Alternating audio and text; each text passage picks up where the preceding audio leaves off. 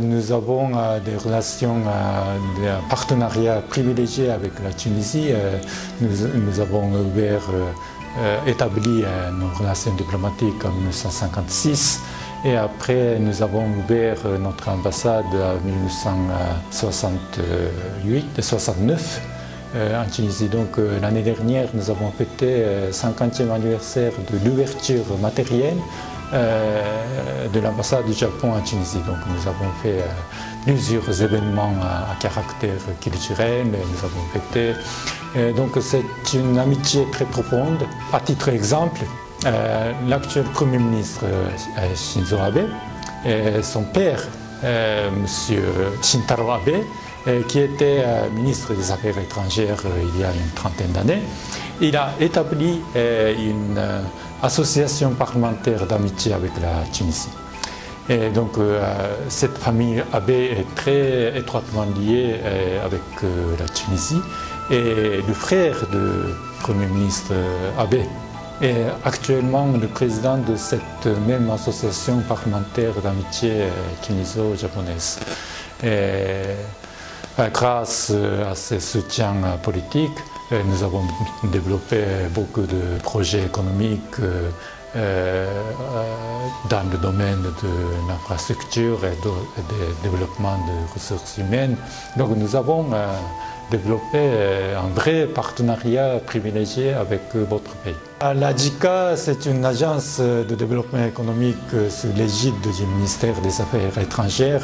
Leur budget est à 100% financé par le ministère des Affaires étrangères. C'est une agence d'exécution de projets. Mais les projets sont définis par des voies gouvernementales. Donc on discute avec le gouvernement tunisien pour définir des projets prioritaires pour la Tunisie et ensuite la JICA exécute ce projet. C'est notre système. Et nous avons repris le programme de volontaires japonais dès le mois de janvier. Et donc nous avons maintenant 6 volontaires japonais qui sont répartis en Tunisie. Il y a 3 enseignants de piano et 1 enseignant de natation et 2 enseignants pour les personnes handicapées. Et nous allons peut-être augmenter le nombre de volontaires dans un proche futur à la hauteur de 40 personnes. Donc ils vont tisser les liens d'amitié et d'échange humain sur le terrain avec des différentes catégories de personnes tunisiennes. Donc c'est un bon développement. Et nous avons également une mission de médecins actuellement qui s'opère dans un hôpital de Sousse et ils font des opérations maxillofaciales, c'est-à-dire ils vont réparer des fentes de bouche des enfants. Et cet exercice se baptise retrouver le sourire pour les enfants. Donc ils vont fêter la 20e édition cette année. Nous travaillons dans la continuité comme cela. Nous avons eu une bonne nouvelle avant-hier. L'Union africaine a désigné la Tunisie comme pays hôte pour la prochaine TICAD. La TICAD, c'est un grand forum sur le développement africain.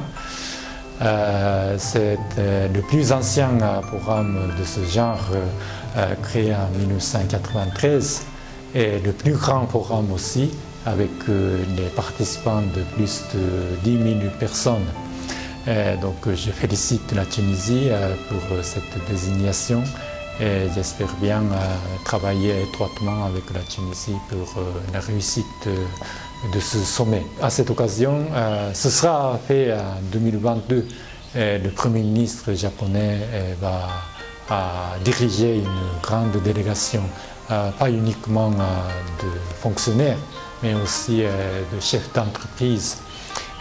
Donc ça présentera une grande opportunité pour la Tunisie de faire des partenariats économiques pour l'Afrique.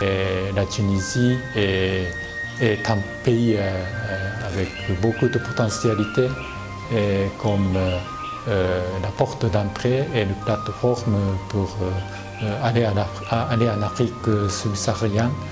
Donc avant ce sommet, je vais essayer de convaincre le monde d'affaires japonais des atouts et des opportunités qui existent en Tunisie et pour faire le business en Afrique.